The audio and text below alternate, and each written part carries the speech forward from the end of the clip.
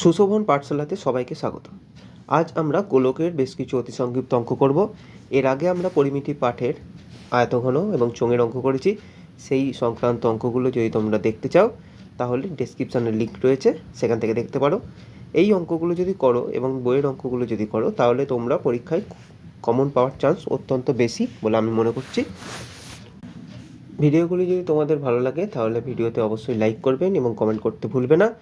বন্ধুদের সঙ্গে শেয়ারও করতে পারো। চলো আর কথা না বলে ভিডিও শুরু করা যাক। প্রথম কোশ্চেনে দেখো, বলছে গোলকের পার্শ্বতলের সংখ্যা কত। একটা গোলক যদি আঁকি আমরা, এটা একটা গোলক মনে করো, তো এই গোলকের কতগুলো তল? এই গোলকের তো একটাই তল, তো গোলকের যদি একটাই তল হয় তাহলে গোলকের পার্শ্বতল কটা হবে? একটাই হবে। তাহলে গোলকের পার্শ্বতলের সংখ্যা কটা হবে? একটা।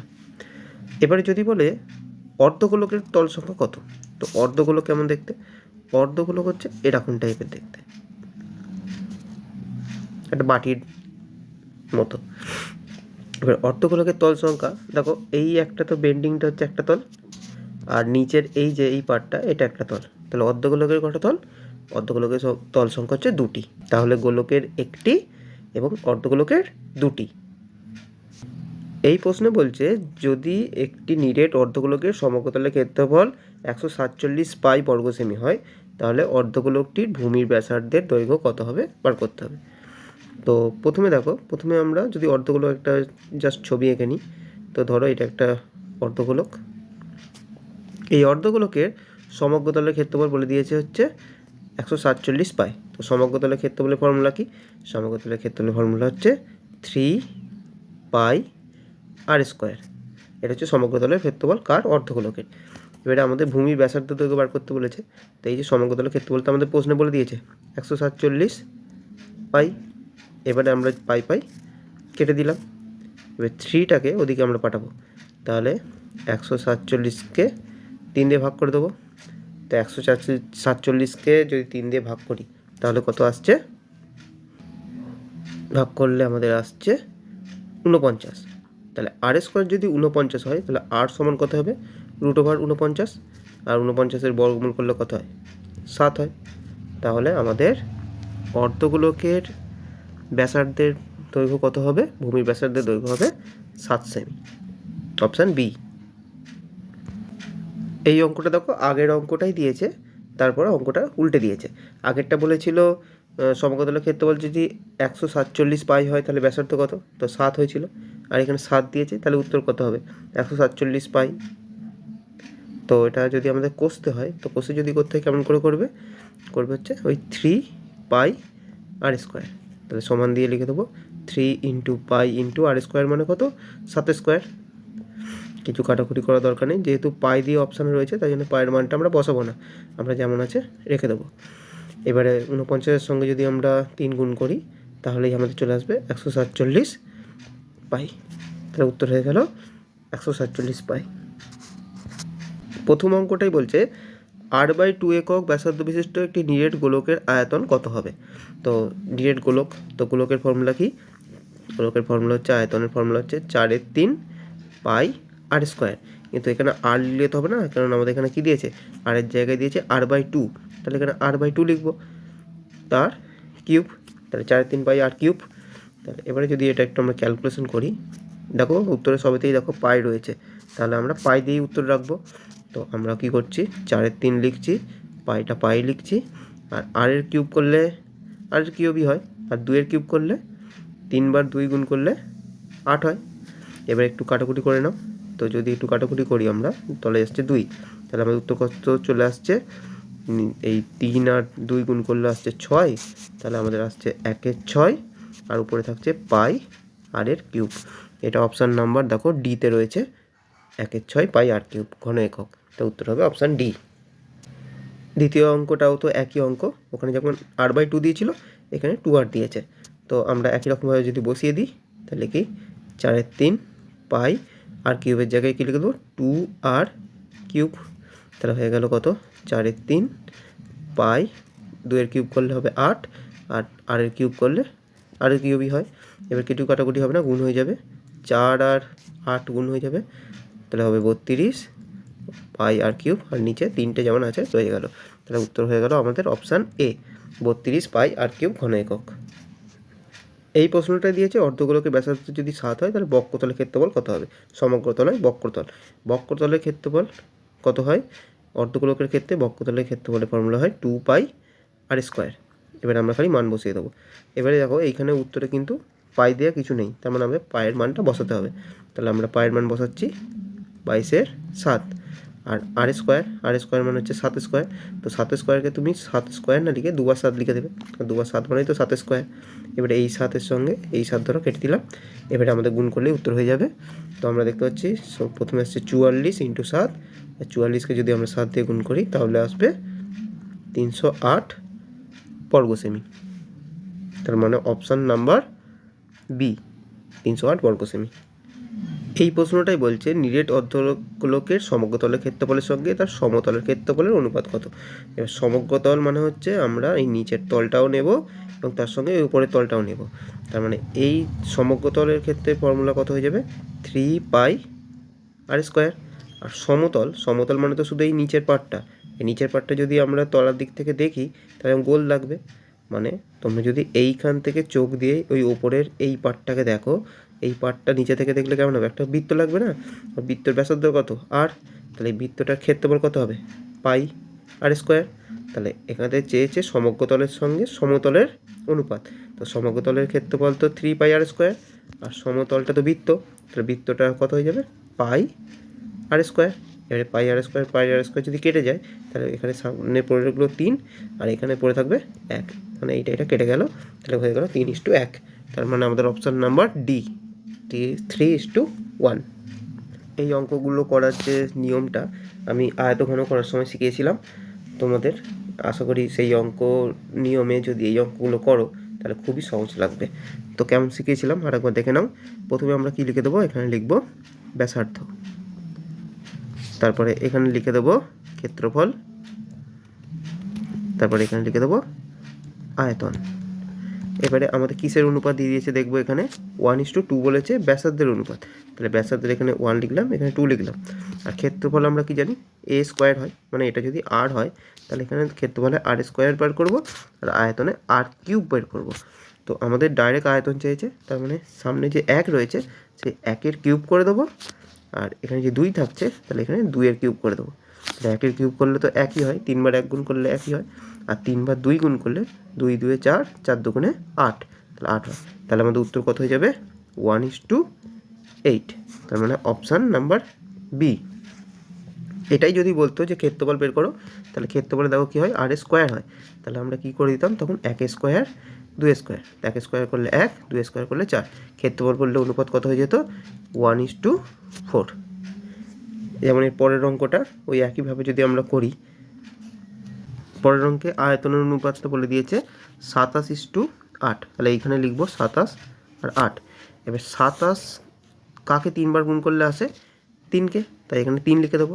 আর 8 কাকে 3 বার গুণ করে আসে 2-কে, তাই 2 এখানে লিখে দেবো। এবার আমাদের চেয়েছে ক্ষেত্রফল অনুপাত, কারণ ক্ষেত্রফল মানে স্কোয়ার করতে হবে, তাহলে 3 স্কোয়ার করবো 9 বেরোবে, আর 2 স্কোয়ার করবো 4 বেরোবে। তাহলে উত্তর হয়ে যাবে 9:4। অপশান নাম্বার এখানে ক্ষেত্রেও বি। কত সহজভাবে অঙ্কগুলো হয়ে গেল। এই অঙ্কগুলো করতে গেলে যে পুরোটা করে দেখাতে হবে তা নয়, কারণ শুধুমাত্র উত্তর দেখে তোমাদের নম্বর দিয়ে দেবে, তাই তোমরা যতটা পারবে শর্টে করবে, শুধু উত্তরটা ঠিকমতো করে যেন লেখো, তাহলেই তোমরা নম্বরটা পাবে। দেখো এই অঙ্কটা আগের মতোই অঙ্ক। আগের অঙ্ক মানে হচ্ছে আমাদের এখানে বলে দিয়েছে ক্ষেত্রফলের অনুপাতটা, তো ক্ষেত্রফল আমাদের মাঝখানে ছিল আর স্কোয়ার, তো সেটা বলে দিয়েছে 25 আর 16। আর আমাদের বার করতে দিয়েছে আয়তন মানে আর কিউব, কিন্তু তার আগে তো আমাদের আর বের করতে হবে।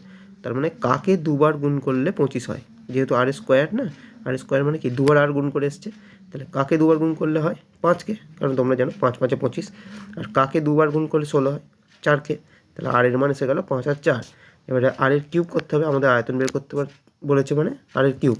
তা 5-এর কিউব মানে কত, 5-এর কিউব মানে হচ্ছে তোমার 125, আর 4-এর কিউব মানে কত, 4-এর কিউব মানে হচ্ছে 64। তাহলে আমাদের উত্তর হয়ে যাবে 125:64। তার মানে অপশান নাম্বার ডি। একটি নিরেট গোলকের বক্ষতলের ক্ষেত্রফল ও 3 গুণ আয়তনের সংখ্যামান সমান। আচ্ছা, কি বলতে যাচ্ছে, একটি নিরেট গোলকের বক্ষতলের ক্ষেত্রফল। তো বক্ষতলের ক্ষেত্রফলের ফর্মুলা আমরা জানি 4πr²। ওকে, এবারে 3 গুণ আয়তন, তাহলে আয়তনের ফর্মুলা হচ্ছে 4/3 πr³ আর 3 গুণ বলেছে মানে 3 দিয়ে গুণ করবো। এদের সংখ্যামান মানে সাংখ্যমান সমান, সাংখ্যমান সমান মানে মাঝখানটা সমান চিহ্ন হবে। এবারে যদি আমরা একটু ক্যালকুলেশন করি, আমরা দেখতে পাচ্ছি যে 3 3 কেটে গেল, আর এদিকের সঙ্গে এদিক যদি কাটি তাহলে 4 4ও কেটে গেল, পাইও কেটে গেল। তাহলে আমাদের বেরোচ্ছে r² সমান r এর কিউব। এটা যদি ভেঙে লিখি, r ইন্টু আর সমান 3 বার r, r ইন্টু আর ইন্টু আর। এবারে এই r এর সঙ্গে ধরো এই r কাটলো, এই r এর সঙ্গে এই r কাটলো, তো এদিকে কিছু নেই মানে 1 পড়ে আছে, আর ওদিকে 1টা আর পড়ে আছে। তাহলে r এর মান কত বেড়ে গেল, r এর মান বেরিয়ে গেল 1। তার মানে আমাদের ব্যাসার্ধই চেয়েছে, তার মানে r এর মানই চেয়েছে, তার উত্তর হবে 1 একক। যদি ব্যাস বলতো তাহলে কিন্তু 2 একক উত্তর হতো। এই শূন্যস্থানটা দেখো 17 সালে এসেছিল, কত সহজ কোশ্চেন। বলছে একটি নিরেট অর্ধগোলকের সমতলের সংখ্যা। তো অর্ধগোলক কেমন দেখতে, এরকম দেখতে, তলায় সমতল কটা আছে, একটি, তাহলে সমতলের সংখ্যা কত হবে, একটি। একটি গোলকের ব্যাসার্ধ আর হলে আয়তন কত হবে। দেখো এটা তো জাস্ট ফর্মুলাটাই দিয়েছে, 2009-এর কোশ্চেন। তো ফর্মুলাটা কত হবে, 4/3 πr³। তো এটাই উত্তর হয়ে গেল। প্রথম কোশ্চেনে বলছে একটি নিরেট গোলকের ব্যাসার্ধ যদি দ্বিগুণ করা হয় তাহলে বক্ষতলের ক্ষেত্রফল কত গুণ হবে আর কি, ড্যাশ হবে। তো প্রথমে আমরা ব্যাসার্ধটা প্রথমে আর ধরে নিলাম, ঠিক আছে। তখন গোলকের বক্ষতলের ক্ষেত্রফল কত হবে, গোলকের বক্ষতলের ক্ষেত্রফল হবে 4/3 নয় 4 πr²। ওকে, এবারে বলছে গোলকের ব্যাসার্ধকে দ্বিগুণ করছি, তাহলে এটা 2r হবে। তাহলে তখন কত হয়ে যাবে, 4π 2r এর হোল স্কোয়ার। তাহলে এটা ক্যালকুলেশন করলে হবে 4π4r²। এইবারে আমরা ধরো যে আরটা আমাদের এক্সট্রা করে এসছে, মানে হচ্ছে এই আরটাকে সামনে লিখে দিচ্ছি। সামনে লেখা মানে হচ্ছে এইখানে লিখে দিলাম, আর বাকি যেটা পড়ে আছে সেটা যেমন আছে তেমন লিখে দিচ্ছি, মানে হচ্ছে 4πr²।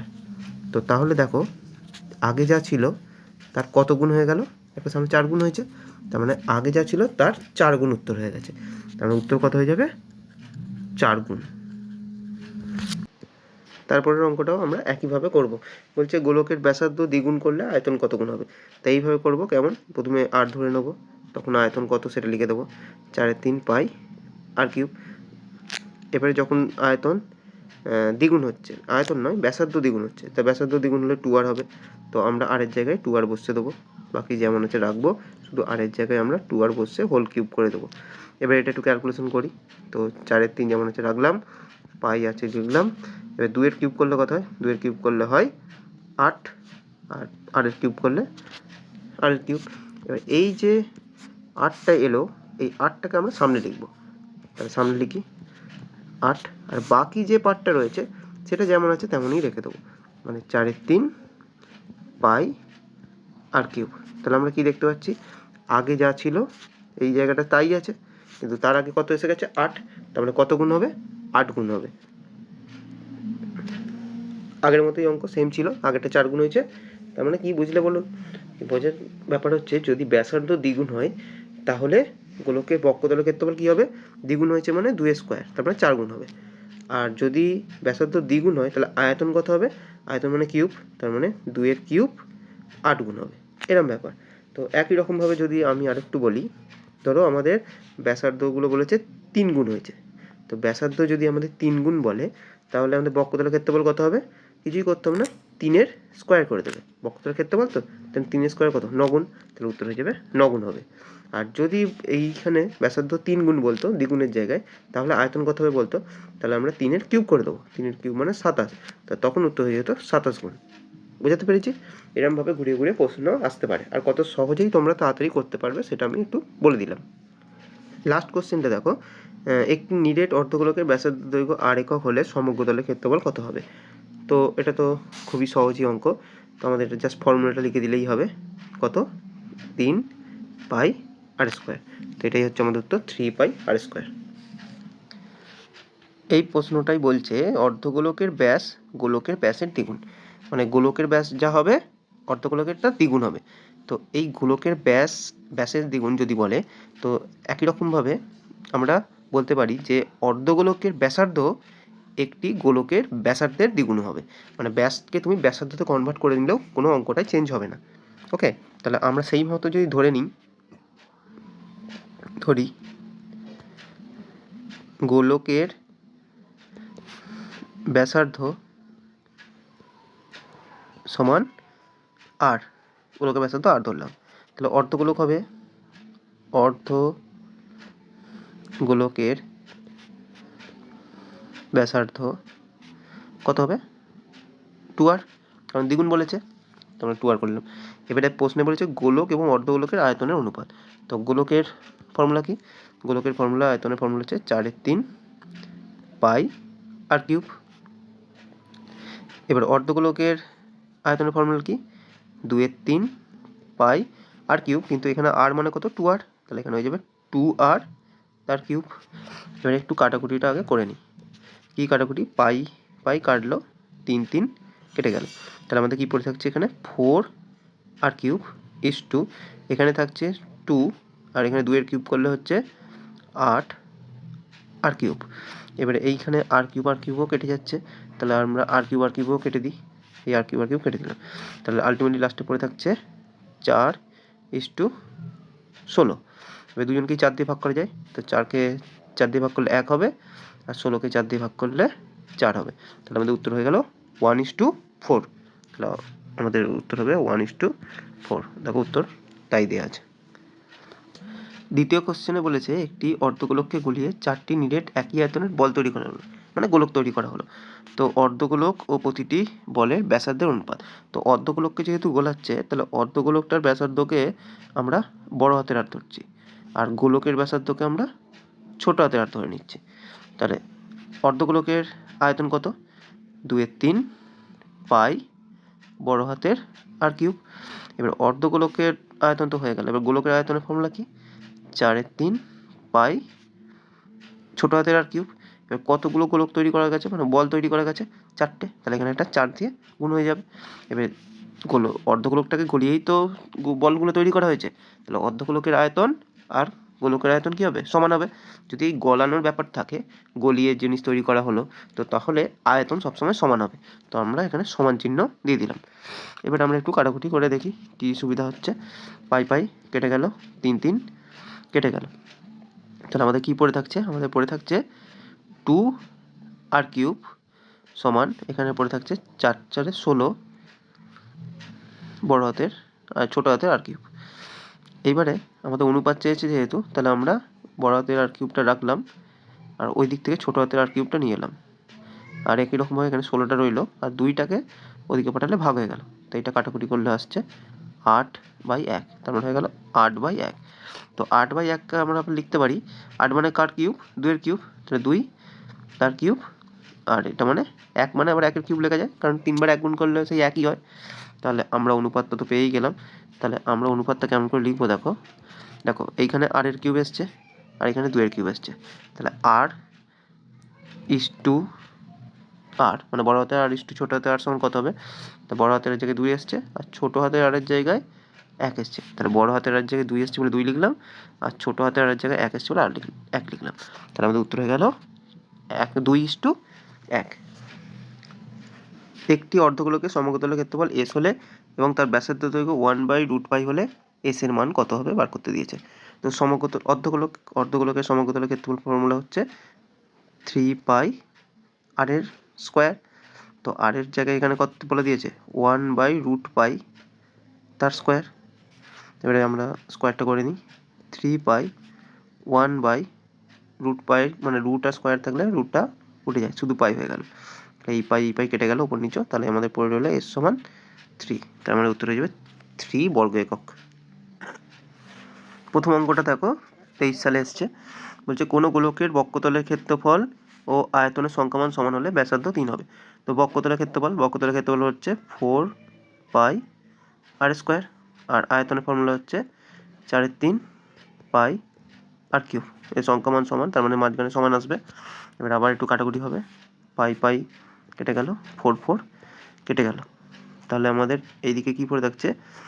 r × r আর এদিকে পড়ে থাকছে 1/3 আর ইন্টু আর।